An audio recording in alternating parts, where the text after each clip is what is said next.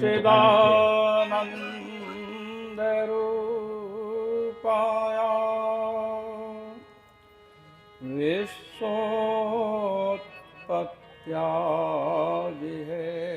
विश्वोत्पत्त्यादिहेतवे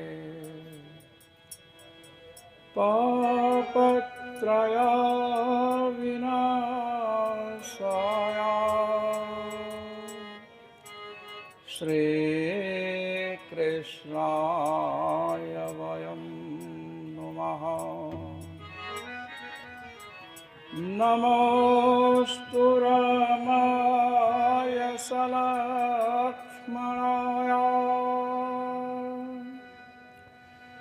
देव्यै च तस्यै जनकात्मजायै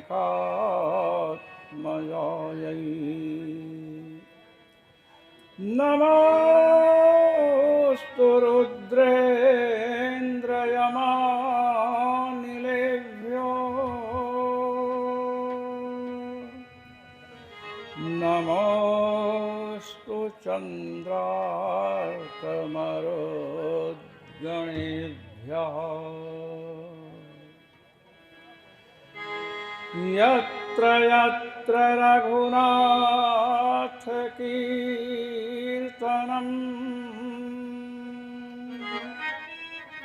तत्र तत्र कृतमस्तकाञ्जलिम्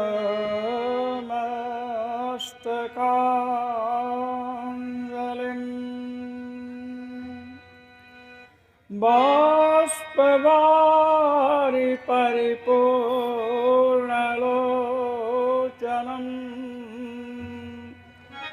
मारुतिं नमते राक्षसान्तकम्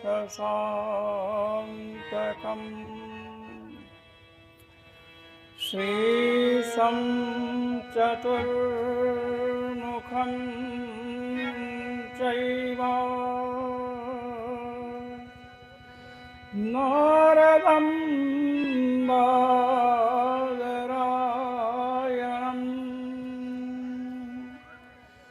शुकं सूतं च गोकर्णं वारं वारं नमाम्यहम् पञ्चनदे विराजन्ते ये व्यक्ता व्यक्तरूपिणः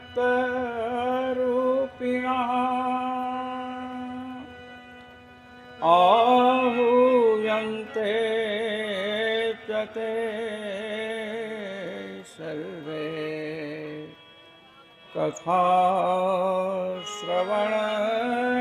कथाश्रवणहेतवे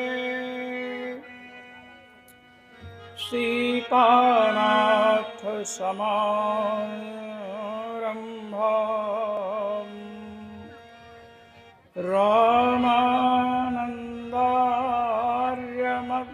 रामानन्दार्यमध्यमाम्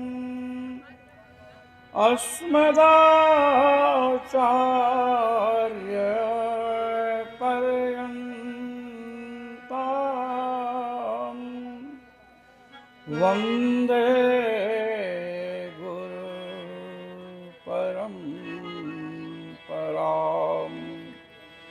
वन्दे गुरुपरम्पराम्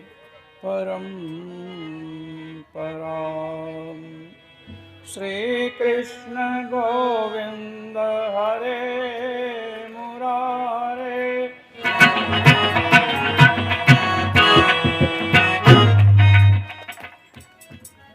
बोलिए श्री वृंदावन बिहारी लाल की जय।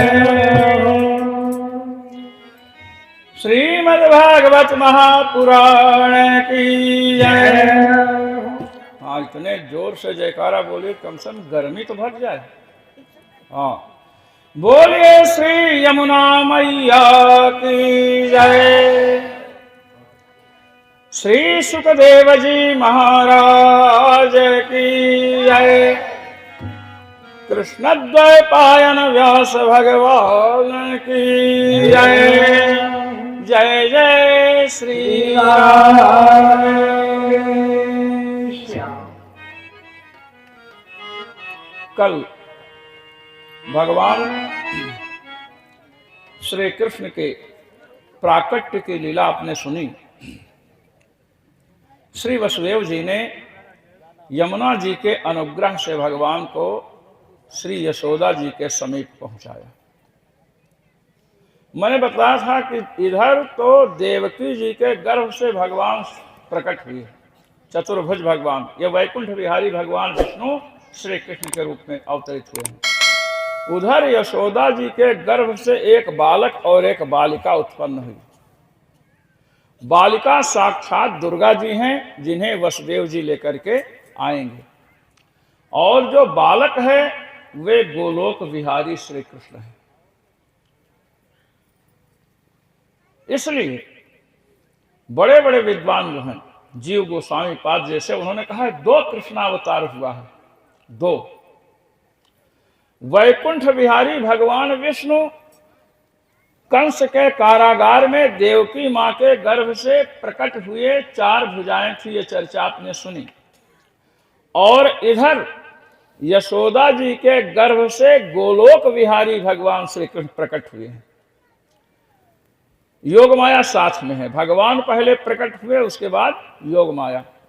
अच्छा, तो जब जुड़वा संतानें होती हैं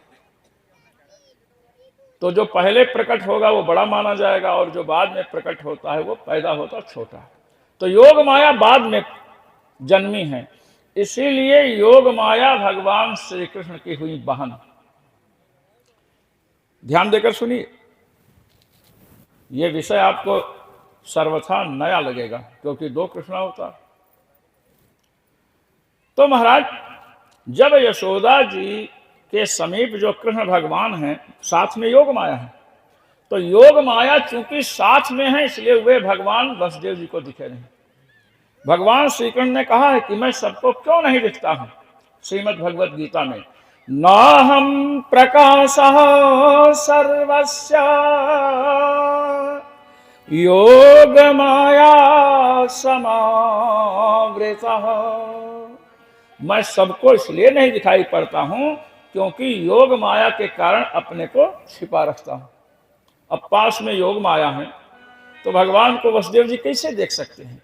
देखे तो नहीं, लेकिन जो वहां से बालक लाए हैं, जो ये बालक लेटा है, इसी के ऊपर रख दिया और दोनों एक हो गए। महाराज, सुतम यशोदा शयने निधाय, श्री सुखदेव जी कहते हैं यशोदा शयन का अर्थ कुछ लोग समझते हैं कि यशोदा जी के बिस्तर पर रख दिया, किंतु यशोदा शयन का यह भी अर्थ निकलता है यशोदया सह सेते इत यशोदा शयन, जो यशोदा जी के साथ सो रहे हैं, अर्थात गोलोक बिहारी श्री कृष्ण, दोनों एक हो गए। अब महाराज, इसमें प्रमाण क्या है? भाई, शब्द का अर्थ तो व्याकरण से कोई भी निकाल दे, हम आपको प्रमाण दे रहे हैं। जिस समय कंस ने उस बालिका का, जिसको लाए वो योग माया है, पकड़ा पैर और चाहा कि मार डालें, तो श्री देवकी जी ने कहा कि आपको तो कन्या से क्या भय हो रहा है, इसको छोड़ दीजिए। उसने कहा कि नहीं, कन्या ही बाद में लड़का बन गया, तब क्या करेंगे। और जिस समय महाराज घुमाया, और दुर्गा जी को क्रोध तो बहुत आया, लेकिन अब करें क्या? सोच रहे हैं कि इसकी मृत्यु कृष्ण के हाथ से लिखी है, मैं कैसे मारूं। महाराज जब गई तो उसके सिर पर छोड़ी नहीं, जान से तो नहीं मारी, किंतु ऐसा पैर का प्रहार किया, चरण का प्रहार सिर पर, कि मुंह के बल गिरा और उसके जितने दांत से सब टूट गए। कंसासुरस्योत्तमांगे हत्वा पादम गता दिवम, कंसासुर के उत्तमांग अर्थात सिर में पैर से प्रहार करके भगवती दिवम माने आकाश में चली गई। अब देखिए, जो भगवती वहां गई है आकाश में, उनका स्वरूप कैसा है। आकाश में दिखाई पड़ी। श्री सुखदेव जी कहते हैं, कि उनकी 8 भुजाएं हैं। जो भगवती आकाश में दिखाई पड़ रही, कितनी भुजाएं हैं? 8 भुजाएं। और वो कृष्ण की बहन है। अदृश्यतानुजा विष्णु सायुधाष्ट महाभुजा। 8 अस्त्रों को लेकर के आकाश में दिखाई पड़ी। और किसकी अनुजा है? अनुजा। अनुज छोटे भाई को कहते हैं। साथ जो बाद में जन्म लेगा वो अनुज होता है, और बहन यदि बाद में जन्म ली तो उसे अनुजा कहते हैं। तो अनुजा कैसे हुई? अगर भगवान श्री कृष्ण मथुरा से लाए गए हैं और यहां प्रकट नहीं हुए तो महाराज उनकी बहन कैसे होगी? नहीं हो सकती है, समझे कि नहीं? और अब कहाँ चचेरी बहन, फुफेरी बहन, कई प्रकार की बहनें होती हैं। तो यहां प्रमाण पूर्वक कह रहे हैं कि एक तो छोटी बहन है, इसका मतलब कोई बड़ा पहले हुआ है।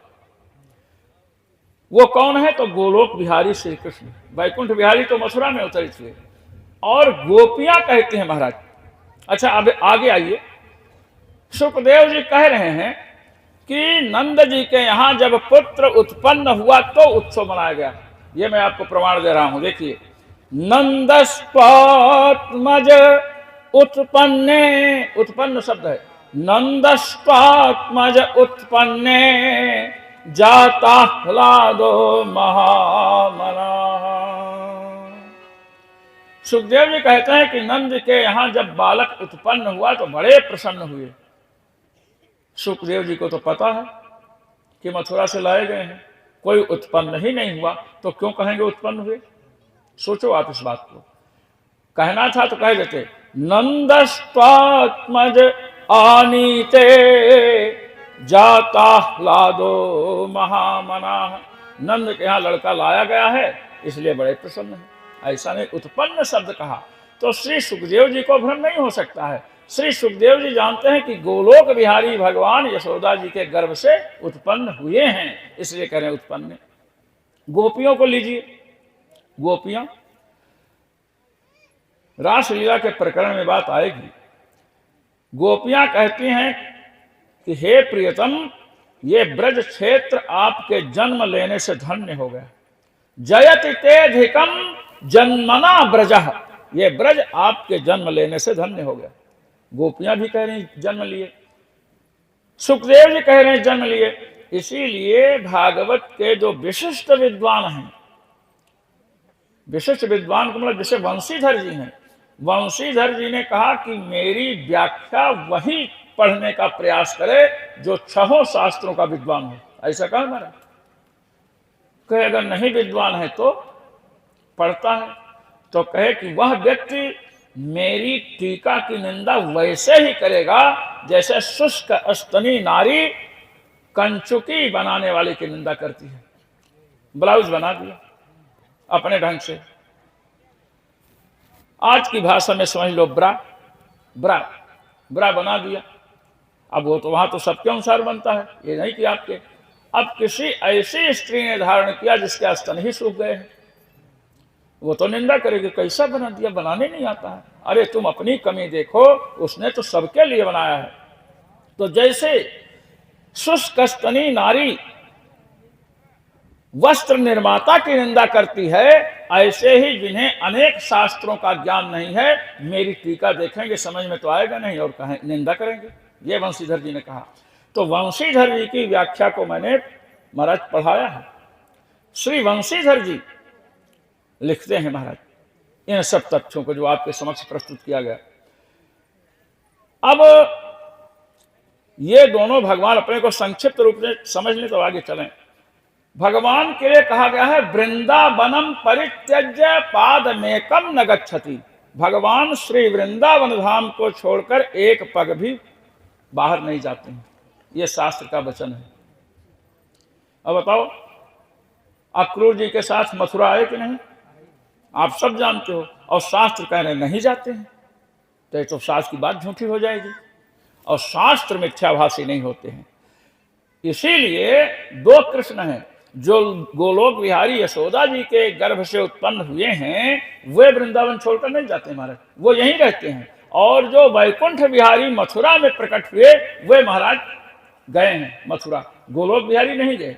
अब आपको मैं प्रमाण देता हूं। जब अक्रूर जी लेकर के गए और हृद में, जहां अक्रूर जी को, ब्रह्म हृद में जहां अक्रूर जी को भगवान के स्वरूप का ज्ञान हुआ, अक्रूर जी नहाने चले गए यमुना जी में, और जैसे डुबकी लगाए तो देखे कि यमुना जी में शेष शैया पर भगवान विष्णु विराजमान है। तो जब देखा और वहीं पर देखा कि हमारे रथ में भी विराजमान है भगवान विष्णु और शेषनाग, तो ऊपर निकाला सिर, तो ऊपर देखा, ऊपर दिखाई पड़े, फिर अंदर डुबकी लगाया, उनको पता चल गया ये विष्णु भगवान है। और वहां से विष्णु भगवान ही अक्रूर जी के साथ श्री कृष्ण के रूप में जा रहे हैं। और जो गोलोक बिहारी हैं वहीं पर महाराज वृंदावन में रुक गए, इसलिए वृंदावनम परित्यज्य पादमेकम न गच्छति, इसलिए 2 कृष्णावतार माना। इसीलिए दुर्गा जी क्या हुई, भगवान के बाद में प्रकट हुई हैं यशोदा जी के गर्भ से, इसलिए अनुजा है ये। तो महाराज भगवान का जब प्राकट्य हुआ तो सब लोग बड़े प्रसन्न हुए।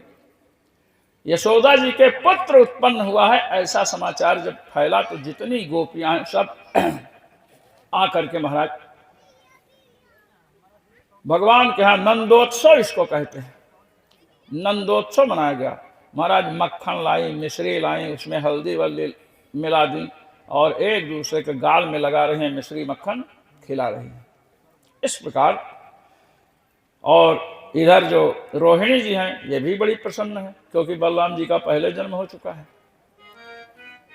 श्री नंद जी ने विचार किया कि कंस को कर देने भी जाना है, लगान कहते ना, कंस को कर देना जाना है, वर्ष में कर देते हैं, और बच्चे बड़े होंगे तो इनको खिलौना भी चाहिए, तो खिलौना भी ले आएंगे, कर भी ले आएंगे। तो महाराज जितने समझदार लोग थे उनको गोकुल की रक्षा का भार सौंप दिया, स्वयं गए, कंस को कर दिए। तो वसुदेव जी इनके मित्र हैं नंद के। आपको एक बात और बताते चलते हैं। एक तो नंद होते हैं, एक उपनंद, नंद, नंदराय, 3 है महाराज, उपनंद, नंद और नंदराय। उपनंद उसे कहते हैं जिसके 5 लाख गौएं हैं, 5 लाख गौओं के स्वामी को क्या कहते हैं, उपनंद।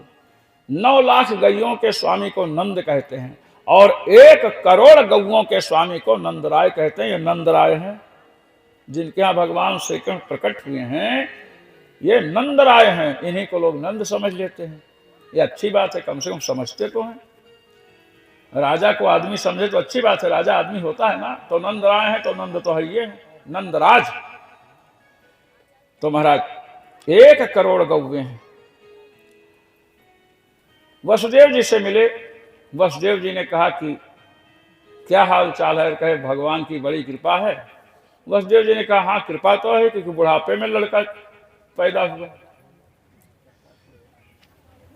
नंद जी ने कहा, नंदराय ने कहा कि क्या बताऊं आपका दुर्भाग्य, भगवान की लीला। 7वां गर्भ पता नहीं कहाँ चला गया, 8वें गर्भ में जो लड़की हुई वो भी आकाश में चली गई। वसुदेव जी ने कहा कि ठीक। अब वसुदेव जी तो नहीं बताया कि हम अपना लड़का वहां रख करके आए हैं आपके यहाँ, और वसुदेव जी को यह भी पता नहीं कि इनका लड़का पैदा हुआ है। वो समझते हमारा लड़का है, और नंद जी समझते हैं हमारा लड़का है और दोनों का लड़का है, क्योंकि दोनों श्री कृष्ण एक में मिल चुके हैं। महाराज वसुदेव जी बड़े सत्यवादी थे, ज्योतिष का भी ज्ञान था। उन्होंने कहा कि नंद जी आप यहाँ से जाइए, बड़े बड़े अपशकुन दिख रहे हैं, आपके गोकुल में कुछ उपद्रव हो सकता है। उनकी बात मानकर खिलौना इत्यादि लेकर के महाराज लौटे।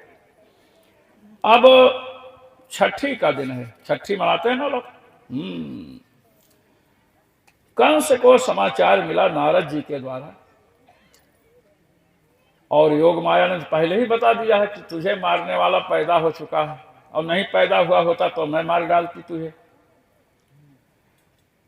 तो महाराज कंस ने पूतना को भेजा। पूतना एक ग्रह है, जैसे जो अपने यहाँ बालक बालिका पैदा होते हैं ना, तो लोग जो सौरी प्रसूति ग्रह होता है उसके दरवाजे पर आग वाग थोड़ा जलाकर धुआं उआं करते हैं। कहीं कहीं उसको जमोगा कहते हैं, जमोगा। 4 महीने तक ये बालकों पर आक्रमण करता है। संस्कृत में इसे पूतना कहते हैं। एक ग्रह है जहां पर भगवान के वीरता की, खरदूषण वध, रावण वध, कंस वध जैसी चर्चाएं होती, वहां ये नहीं आता है, आग से डरता है। तो महाराज पूतना बड़ी बलवती है, कंस ने दिग्विजय के समय इसको पराजित किया, युद्ध हुआ और वाहन बना करके रखा है। पूतना से कहा कि तुम जाओ और ब्रज में जितने बालक जन्म लिए हों सबको मार डालो। अब महाराज वहां से चली, राक्षसी तो है ही, इतना सुंदर रूप बनाया महाराज, लिपस्टिक टिकुली सब साट वाट करके साड़ी, मतलब इसको जो देखते हैं वो कहते हैं लक्ष्मी जी आ रही, केवल कमल हाथ में नहीं है, इतनी सुंदर है। तो महाराज एक व्यक्ति कहता रहा कि अगर स्त्री मुंह धोवे घर में, मुंह धोते दिखे तो समझो अभी बाहर नहीं निकलेगी। अगर स्त्री ने मुंह धोया ना तो समझो ये बाहर नहीं निकलेगी, और पुरुष मुंह धो रहा है तो समझो ये बाहर जाने की तैयारी कर रहा। समझ गए ना? हाँ, कैसे समझ गए भाई। श्रृंगार के बाद अगर मुंह कोई धोता है, श्रृंगार कर लिया, तो मुंह धोएगा तो श्रृंगार बिगड़ेगा कि नहीं? इसलिए कि महिला श्रृंगार करती है, अगर मुंह धो लिया तो श्रृंगार बिगड़ जाएगा, इसलिए समझना चाहिए कि ये बाहर जाने वाली नहीं है। और पुरुष को तो कोई श्रृंगार है नहीं, नहीं भी नहाया तो तेल और लगा करके कंघी वंगी करके निकल जाता है, ये पुरुषों की। तो महाराज प्रायः तो लोग नहाते हैं, लेकिन कुछ लोग ऐसे होते हैं जो बिना नहाए जाते हैं। तो महाराज पूतना जब आई तो लोग इतने प्रभावित हुए उसके सौंदर्य से, कमर मटकाती लचकाती हुई चल रही, सब मोहित हो गए। पूछी नंद जी का घर किधर है? क्या इधर है? तो उसने सोचा जितने बालक ब्रज के हैं सबको मार डालूं, राक्षसी। भगवान श्री कृष्ण ने ऐसी लीला की कि ब्रज में एक भी बच्चा नहीं दिखा पूतना को। अब सीधे नंद भवन पहुंची महाराज। अब नंद भवन पहुंची तो भगवान पालने में है। भगवान ने देखा कि आ रही है मामी, भाई मामा की बहन है तो मामी ही लगेगी, मामा की बहन मामी नहीं लगेगी, मामा की पत्नी मामी लगेगी। हाँ, तो महाराज जब पहुंची तो भगवान ने आंखें बंद कर ली, पूतना के सामने आते ही आंखें बंद कर लिया। श्री सुखदेव जी महाराज कहते हैं, विबुध्यतां बालकमारिकाग्रहं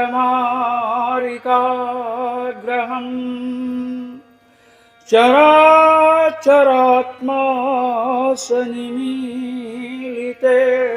क्षणः।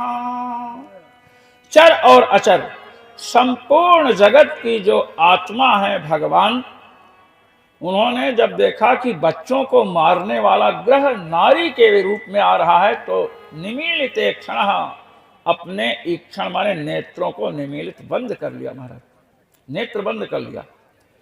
अब भगवान ने पूतना को देखकर नेत्र क्यों बंद किया, यहां तो इतना ही लिखा है, नेत्र बंद कर लिया। इस पर श्रीमद् भागवत महापुराण के बड़े बड़े विद्वानों ने अनेक उत्प्रेक्षाएं की हैं। ये महाराज भागवत ग्रंथ है, हमारे यहाँ बताया गया है कि विद्यावताम भागवते परीक्षा, जो बड़े बड़े विद्वान हैं उनकी परीक्षा भागवत ग्रंथ के द्वारा होती है। रणांगणे शस्त्रभृताम परीक्षा, शस्त्रधारी की परीक्षा कहाँ होती है? रणभूमि में होती है। कितने बड़े शस्त्रधारी रणभूमि में, चलो पता चलेगा। और सन्यासी की परीक्षा कहाँ होती है? युवतियों के झुंड में सन्यासी की परीक्षा होती है, कितने पानी में आप हैं, समझे कि नहीं? इस प्रकार पत्नी की परीक्षा होती है, पत्नी की परीक्षा, अग्नि परीक्षा की बात मैं नहीं कर रहा हूं। पत्नी की परीक्षा, धैर्य की परीक्षा और धर्म की परीक्षा, कितने बड़े धार्मिक हैं, ये आपत्ति काल में होती है महाराज। आपद काल परखियहि चारी, धीरज धर्म मित्र अरु नारी। मित्र की भी परीक्षा होगी आपत्ति काल में, आपत्ति में फंस गए तो मित्र होगा तो आपकी रक्षा करेगा, पत्नी आपका सहयोग देगी, धैर्य आप में कितना है ये भी पता चलेगा। तो महाराज भगवान श्री कृष्ण ने नेत्र बंद क्यों किया है? कहते हैं कि भगवान श्री कृष्ण का नेत्र क्या है। चक्षुषी चंद्र भास्कर, ग्रंथों में पुराणों में आया है कि भगवान के नेत्र सूर्य और चंद्रमा है। तो महाराज नेत्रों को बंद करके, सूर्य और चंद्रमा को बंद करके भगवान ये व्यक्त करना चाहते हैं कि जब प्राणी की मृत्यु होती है तो सूर्य मार्ग से और चंद्र मार्ग से जाता है। ना तो हम तुम्हें सूर्य मार्ग से जाने देंगे, ना तुम्हें हम चंद्र मार्ग से जाने देंगे। अब सूर्य और चंद्र मार्ग से नहीं गया ना तो सुषुम्ना मार्ग से जाएगा, और सुषुम्ना मार्ग से जो जाता है वो मुक्त हो जाता है। भगवान इसको मोक्ष देना चाहते हैं। पूतना को भगवान मोक्ष देना चाहते हैं, क्योंकि दूध पिलाने आई है, भले ही उसमें जहर मिला रखी है, वो तो कंस के कहने से। तो महाराज ये पूतना जो है ना, ये वस्तुतः भगवान को दूध पिलाना चाहती थी, जहर पिलाना नहीं चाहती थी ना। जिस समय भगवान ने वामना अवतार ग्रहण किया तो वामना अवतार ने महाराज बलि के जब यज्ञ में पधारे तो इतना सुंदर स्वरूप है कि महाराज बलि की कन्या रत्नमाला ने देखा तो उसके स्तनों में दूध उतरने लगा कि ये बालक इतना सुंदर है, इसे तो दूध पिलाना चाहिए। और जब बाद में इन्होंने 3 पग की भूमि मांगी और स्वर्ग तक नाप लिया, तीसरा पैर कहाँ रखूं ये कहा, तो महाराज बलि ने अपना सिर कहा सिर पर रख दो, और सिर पर रखे तब उसे क्रोध आया कि इसे दूध नहीं, इसे जहर पिला देना चाहिए। यही आकर के पूतना के रूप में उत्पन्न हुई है महाराज, इसलिए हलाहल विष लगा करके आई है। समझ है ना, इसमें इसी की गलती नहीं है, इसमें भगवान की भी गलती है। भाई आपके सुंदर रूप को देखा तो दूध पिलाना चाहिए, अब उसके बाप के सिर पर पैर रखोगे तो क्या सोचेगी? कोई भी लड़की पिता के सिर पर कोई पैर रखे तो कोई कन्या कैसे बर्दाश्त कर सकती है? और भगवान की लीला है, भगवान की लीला दूध पिलाती, दूध पिलाने का तो अवसर मिलता नहीं, क्योंकि भगवान वामन को तो इंद्रदेव लेकर चले गए थे, दूध पिलाने की इच्छा तो पूरी नहीं होती। भगवान ने कहा इसकी दोनों इच्छाएं पूर्ण करना चाहिए, दूध भी पिलावे जहर भी पिलावे। इसलिए महाराज आई तो भगवान ने एक कारण नेत्र बंद करने में यह भी है कि भगवान ने सोचा कि ये तो माया से रूप बना रखी है, और मैंने यदि अपनी दिव्य दृष्टि से इसे देखा तो इसकी माया दूर हो जाएगी, माया हट जाएगी, और इसका बड़ा भयंकर दांत, काला कलूटा चेहरा लोगों को दिखेगा तो मेरी मां मूर्छित हो जाएगी। इसलिए भगवान ने नेत्र बंद कर लिया। दूसरा कारण। तीसरा कारण यह है महाराज,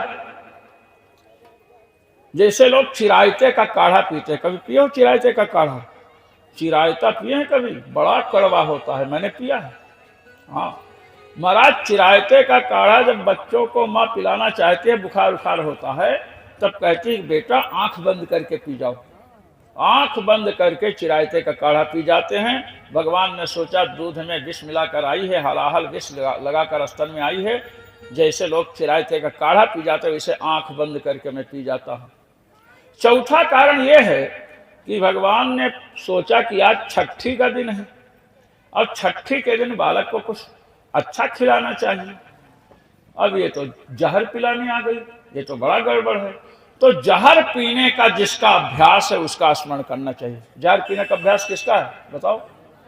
शंकर जी का है। आंख बंद करके कहा कि भोले बाबा आप आकर के जहर पी लो, मैं दूध पी लेता हूं। भगवान शिव ने कहा ठीक है, कम से कम आपने बुलाया तो। अरे उस समय जब समुद्र से विष निकला था तो हमको बुलाने गए थे लोग, और अगर वो जहर घड़े में आ जाता ना तो जहर लेकर पहुंच जाते हमारे साथ, हमारे पास पिलाने के लिए कि एक घड़ा जहर पी लीजिए। लेकिन इतना जहर था, और यहाँ पर तो कम जहर है, तो कम जहर है और आप बुला रहे हैं।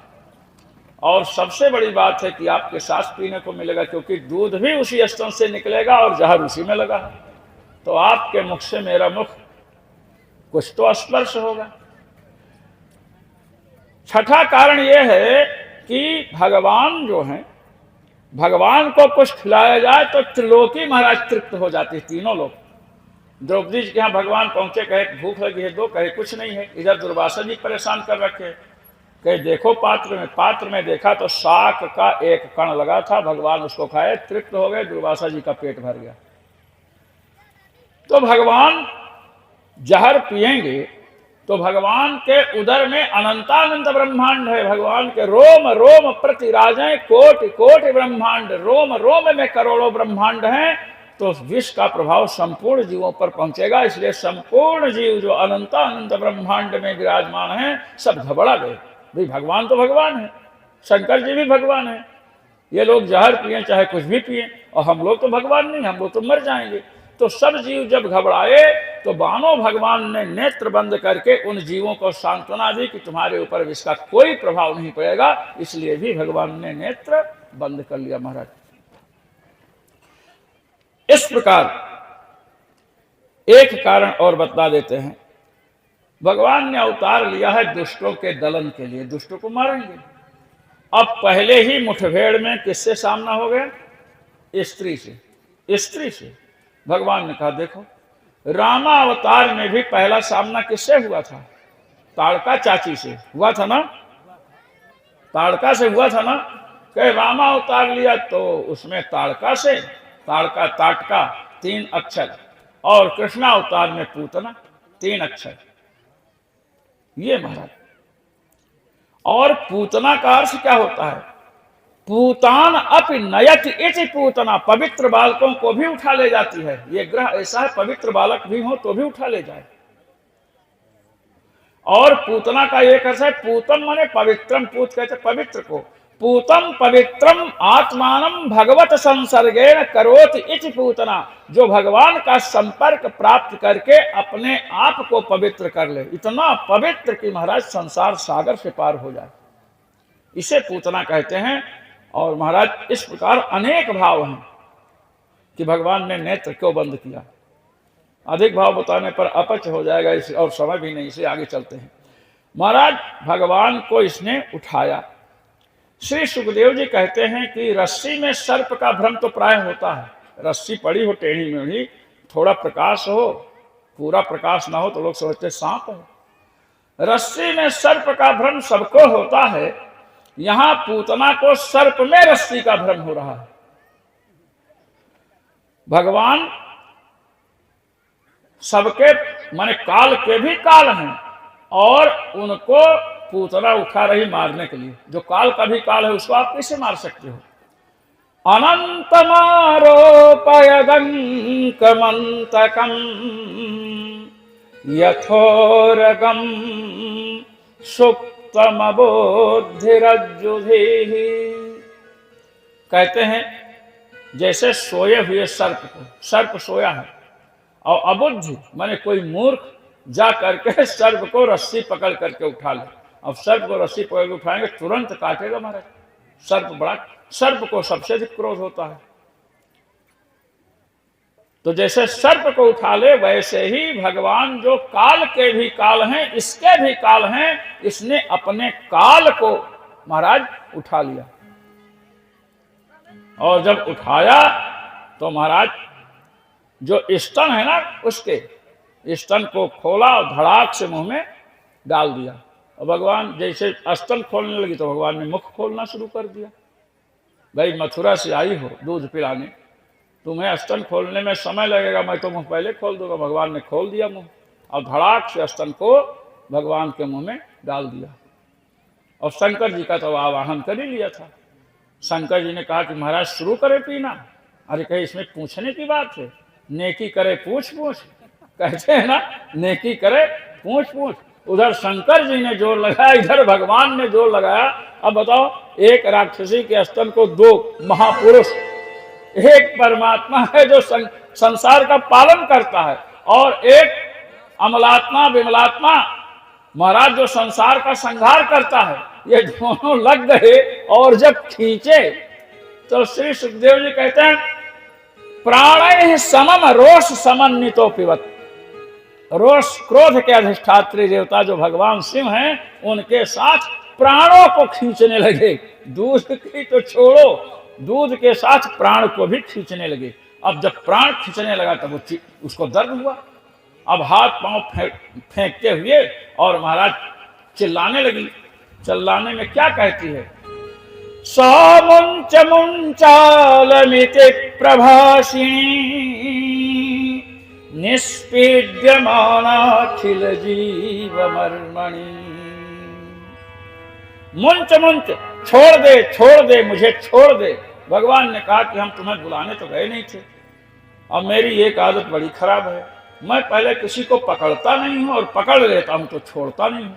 ये हम विवश हैं अपने स्वभाव से, अब छोड़ेंगे तो नहीं। और महाराज इसके सिर में, स्तन में, नाभि में, आंख में जितने मर्म स्थान है वहां पीड़ा होने लगी। मर्म स्थान उसे कहते हैं जहां दर्द होने से प्राण निकलता है। जो विद्वान हैं मंत्र जप करते हैं तो मंत्र जप करने के पहले अंगन्यास, करन्यास, हृदयादि न्यास करते हैं। महाराज अंगूठे में, उंगलियों में न्यास किया जाता है। ये उंगली है ना, नाखून और अंगूठे के बीच में कोई सुई चुभे तो दर्द होगा कि नहीं? बहुत अधिक दर्द यहाँ होगा।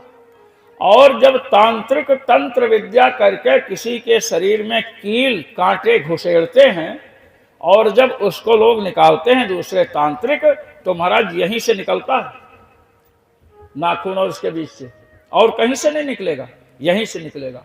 और जब मंत्र जब करते समय हम न्यास करते हैं देवताओं को न्यास का मतलब है मंत्र का उच्चारण करके जब हम छुएंगे, जैसे मान लीजिए हमने कहा रांग अंगुष्ठाभ्याम नमः, तो रांग बीज जो है दोनों अंगूठों में विराजमान हो गया।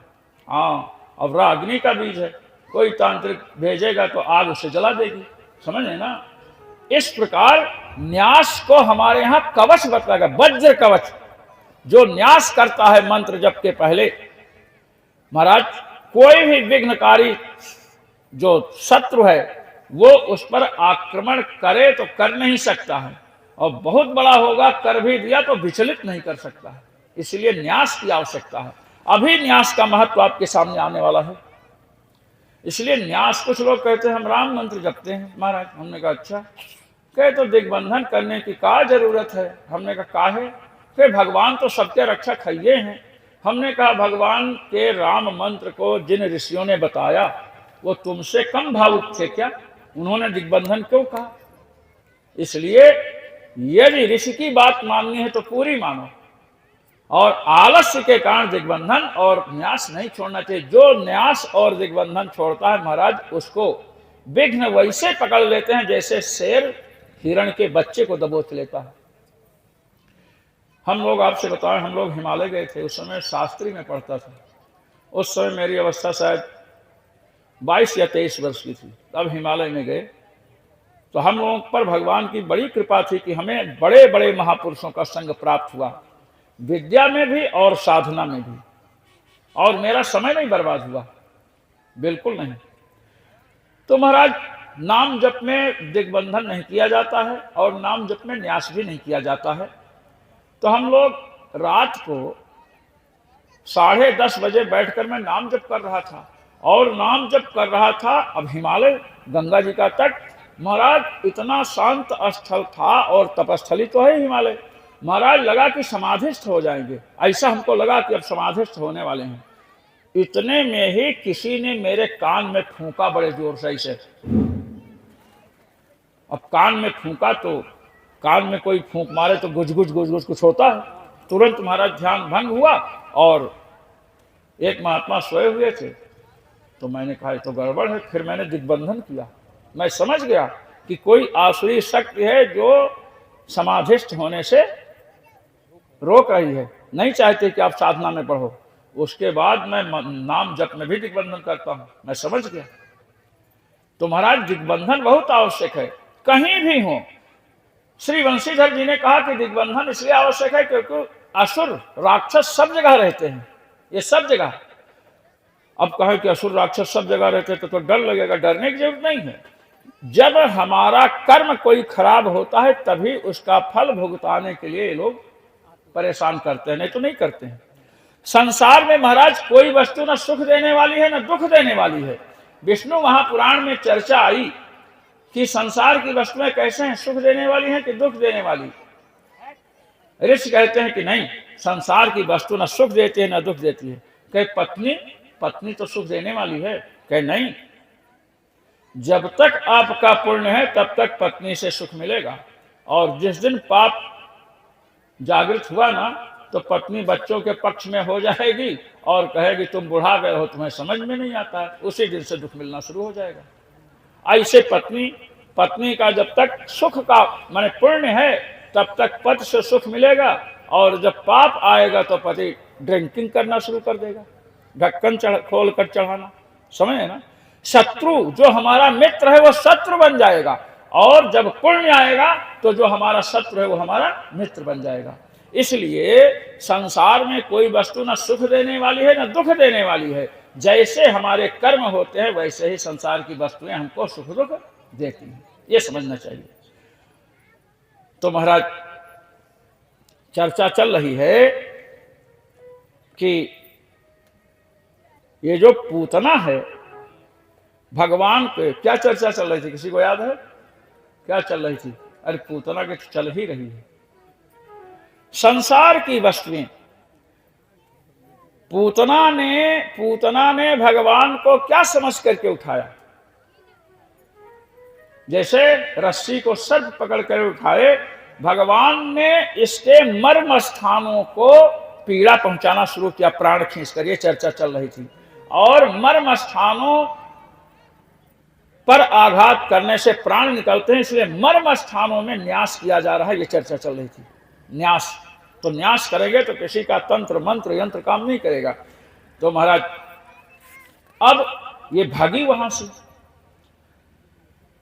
नंद जी के घर से महाराज दूर चली गई, इतनी दूर लगभग 6 कोस। वहां एक बगीचा था, 6 कोस लंबा चौड़ा बगीचा था। वहां गई, भगवान ने समझ लिया कि अब अच्छी जगह पर आई हैं। भगवान ने इतने जोर से उसके स्तन को पकड़ा और खींचा दुग्ध को कि महाराज अपने जो माया से सुंदर रूप बनाई थी ना, अब माया गायब। क्योंकि जब कष्ट होता है तो चित्त एकाग्र नहीं रहता है।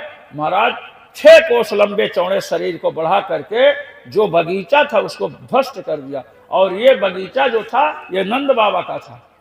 कंस ने अतिक्रमण करके स्वयं ले लिया था, आकर के विश्राम करता था। भगवान ने पहला कार्य किया, पूतना वध करके कंस के विश्राम स्थल को नष्ट कर दिया। महाराज यहां पर श्री सुखदेव जी कहते हैं, पतमानोपि तद्देह स्त्रीगभ्युतंतरद्रुमां चूर्णयामास राजेन्द्र महदासीत् तदद्भुतम।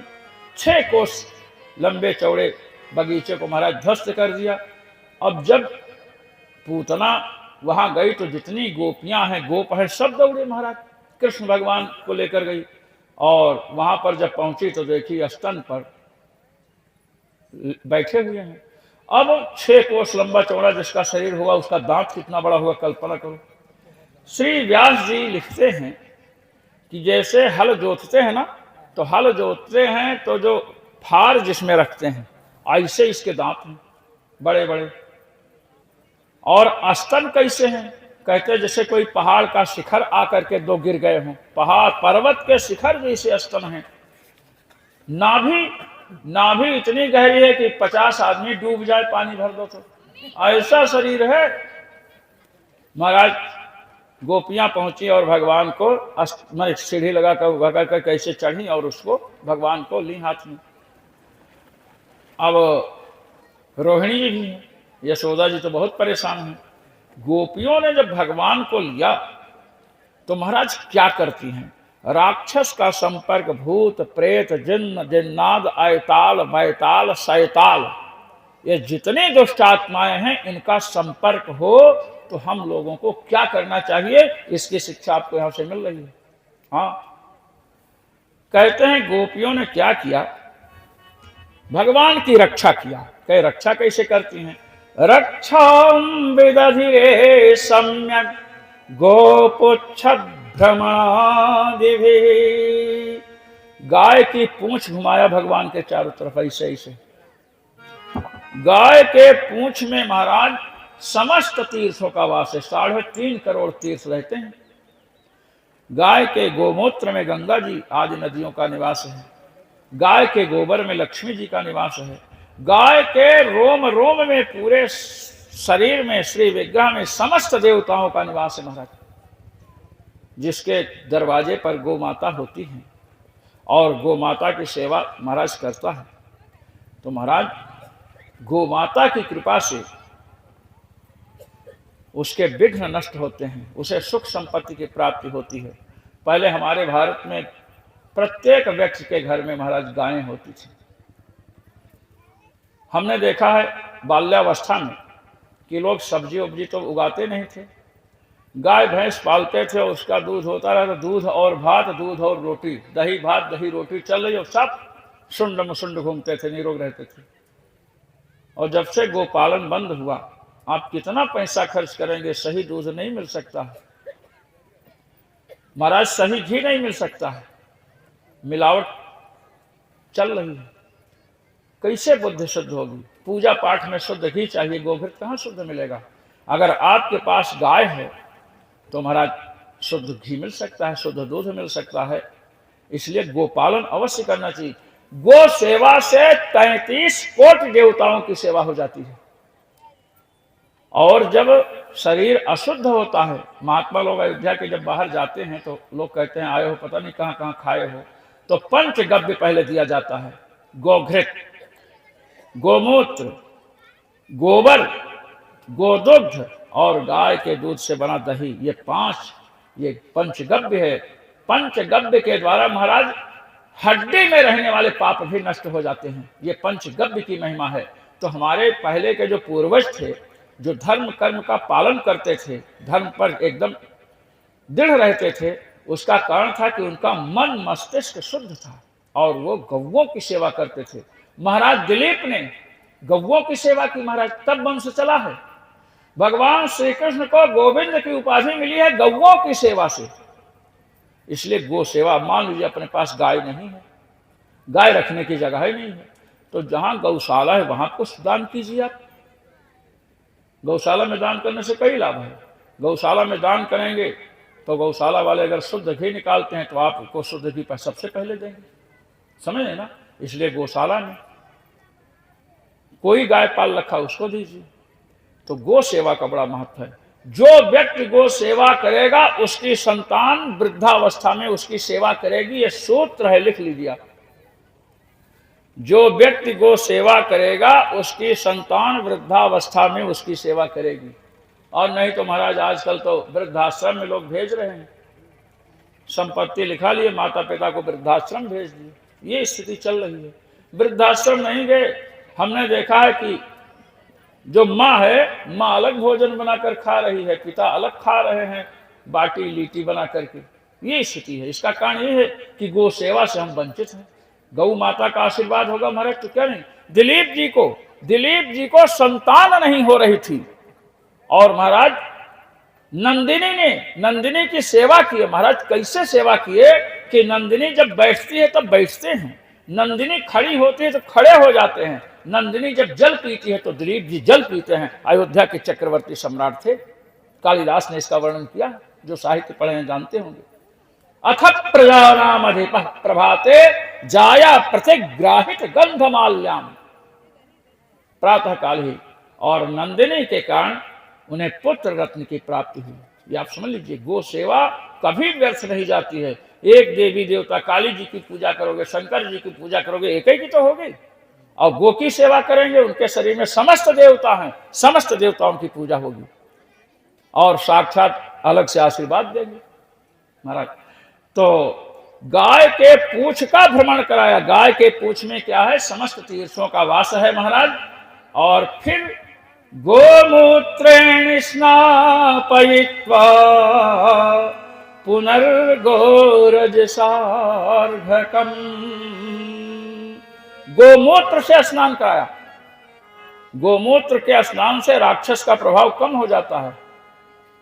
गाय की पूंछ का प्रभाव हुआ, कम हुआ, और फिर गोमूत्र से स्नान कराया। और भूत प्रेत की तो कोई गणना ही नहीं है, ये तो बहुत तुच्छ होते हैं, इनमें कोई शक्ति उस ढंग की नहीं होती है। अब महाराज उसके बाद गोरज गाय के चरणों की जो धूल है उसको महाराज शरीर में लगाया और गोबर लिया और गोबर ले करके महाराज भगवान के 12 अंगों में गोबर लगाती हैं और भगवान के नाम का उच्चारण करती हैं गोपियां। लेकिन ये सब करने के पहले गोपियों ने अपने शरीर में न्यास किया। श्री सुखदेव जी कह रहे हैं जब किसी को झाड़ने जाएं, हम लोग बाल्यावस्था में थे तो एक पांडे जी थे, बड़े अच्छे थे, गुरु बाबा लोग कहते थे, शंकर दत्त पांडे नाम था। एक चुड़ैल को झाड़ने गए तो छुड़ा तो दिया, उन्हीं को पकड़ लिया उसने, उसकी माने उसको झाड़े चुड़ैल छोड़ दिया, पंडित जी को ही पकड़ लिया। अच्छे पंडित थे। हम लोग गए घर में तो उनकी पत्नी जो आज ही थी बताई, देखो गुरु बाबा को चुड़ैल पकड़ रखी थी। कहा चुप रहो, फालतू बात करती हो। कहे सत्य बता रही तो फालतू बात करती हैं, घर में शेर बनते हो, बाहर चुड़ैल पकड़ लिया। समझ? तो गोपियां जानती हैं कि अगर हमने छुड़ाया और कोई इसके अंदर है तो तुरंत हम लोगों को पकड़ेगा, इसलिए पहले अपनी रक्षा कर रही हैं। क्या?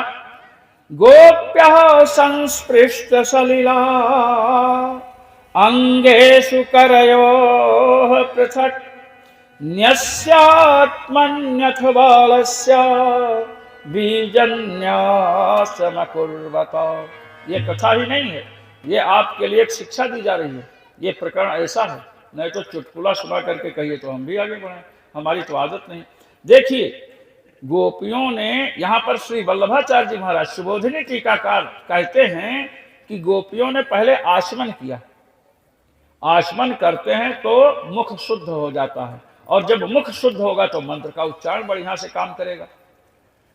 और बीजों का न्यास अपने अंगों में किया। श्री वल्लभाचार्य जी कहते भाई अपने अंग में न्यास करने की क्या आवश्यकता थी? पूतना ने तो भगवान को पकड़ा था तो भगवान के अंगों में न्यास करती। कहते हैं वल्लभाचार्य जी के सुनो, जो भूत प्रेत चुड़ैल को झाड़ने फूकने जाते हो सब लोग अपना कान खोल खोल कर सुनो। कहे क्या? कहते हैं बलवान ही दोषो मोचकम गृहणाति। जो बलवान दोष है, जैसे भयंकर भूत प्रेत ने पकड़ रखा है, छुड़ाने जाओगे तो छुड़ाने वाले को पकड़ेगा, ये नियम है।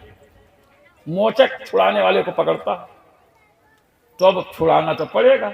बच्चे को पकड़ लिया, चाचा चाची को पकड़ लिया, तो कहे हाँ जब छुड़ाना हो तो पहले आचमन करिए। आचमन करने से मुख की शुद्धि हुई, और उसके बाद जिस मंत्र से आप चाहते हो उस मंत्र का न्यास अपने शरीर में करिए। अब वो आकर आपको पकड़ नहीं सकता है। न्यास कर लिया। दूसरी बात कि यदि आप किसी को धन देना चाहते हैं तो आपके धन होना चाहिए ना, अपने धन ही नहीं तो क्या देंगे? तो हमें दूसरे के शरीर में, बालक के शरीर में, यशोदा के पुत्र के शरीर में देवता का न्यास करना है, देवता को बैठाना है, तो पहले अपने अंग में तो बैठा लें महाराज। तो कई कारण हैं। और महाराज फिर गोपियों ने क्या किया? हाथ में गोबर की लगा रखी हैं और कहती हैं अव्यादजोंघ्रिमणिमांस्तव जान्मथोरो यज्ञोच्युतः कटितटं जठरं हयास्यः। ये मंत्र है अव्याद अजोंघ्रि। अज भगवान तुम्हारे चरण की रक्षा करें। अव्याद अजोंघ्रि, जैसे अंघ्रि शब्द का नाम आया तुरंत छू दिया गोबर वाले हाथ से। भगवान उस दिन बैठ गए जाकर के। अज नाम के भगवान ऐसे पूरे शरीर में महाराज 12 अंगों में भगवान को बैठा दिया। भगवान के नाम को बैठाया, और नाम है तो नामी भी है महाराज। इस कवच का अंतिम है स्वप्न दृष्टा महोत्पाता वृद्ध बालग्रहाश्चये सर्वे नश्यन्तु ते विष्णोर्नाम ग्रहण भीरवः।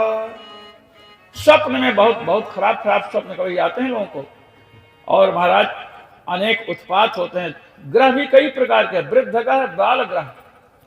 बाल ग्रह ऐसे होते हैं जैसे छोटे बालक को आप पकड़ सकते हैं, ऐसे ऐसे ग्रह हैं महाराज, जैसे बच्चे को पकड़ते ऐसे पकड़ लेते हैं। भूत प्रेत राक्षस ब्रह्म राक्षस शाकिनी डाकिनी ये सब ग्रह में आते हैं। रोग भी ग्रह में आता है। तो जब भगवान की उपासना करते हैं, हनुमान जी को, शंकर जी को प्रणाम करते हैं, यमुना जी को प्रणाम करते हैं, तो जितने ग्रह हैं सब डरते हैं उनसे, क्योंकि इनका स्वरूप दिखता है। तो महाराज इस प्रकार जब रक्षा किया, एक बहुत बड़े विद्वान भक्त कवि हुए हैं, उन्होंने भगवान से कहा कि मैं समझ गया रहस्य। कहे क्या रहस्य समझे? कि आप तीनों लोगों की रक्षा करते हो कि नहीं, भगवान से पूछ रहे हैं। भगवान ने कहा इसमें क्या संदेह है? अरे मैं तो तीनों लोगों की रक्षा करता ही हूँ। कह सब जगह करते हो? कह सब जगह करते हैं। भक्त ने कहा गलत, ये बात गलत है। भगवान ने कहा गलत है? मैं सब जगह रक्षा करता हूँ सबकी, ये बात गलत है? कहे हाँ गलत है। कहे कैसे? कहे वृंदावन में बाल्यावस्था में आप थे, पूतना आपको ले गई, तो आपने अपनी रक्षा की थी कि आपके नाम ने आपकी रक्षा की थी, ये बताओ। अब यहां है ना अव्यादजोंघ्रि, अज नाम चरण की रक्षा करे, इसकी ये रक्षा करे। भगवान ने कहा वहां तो मेरे नाम ने मेरी रक्षा की थी। ब्रज में पूतना के प्रभाव को नष्ट करने के लिए गोपियों ने मेरी रक्षा मेरे नाम से की थी। तो कहे तो आप बताओ, आप सारे संसार की रक्षा करते हो और आपकी रक्षा आप नहीं करते हो, आपका नाम करता है, तो आपसे बड़ा आपका नाम है कि नहीं? भगवान ने कहा है। कहे तो ऐसे कह देते मैं मान लेता। कैसे मान लेने से क्या होगा? आप मान लोगे, दूसरे तो नहीं मानेंगे। हम सबको मना रहे हैं आपको कहा करके। ये भगवान की भी रक्षा कौन करता है? भगवान का नाम कर रहा है। इसलिए भगवान के नाम का आश्रय लेंगे तो महाराज रक्षा होगी। अब महाराज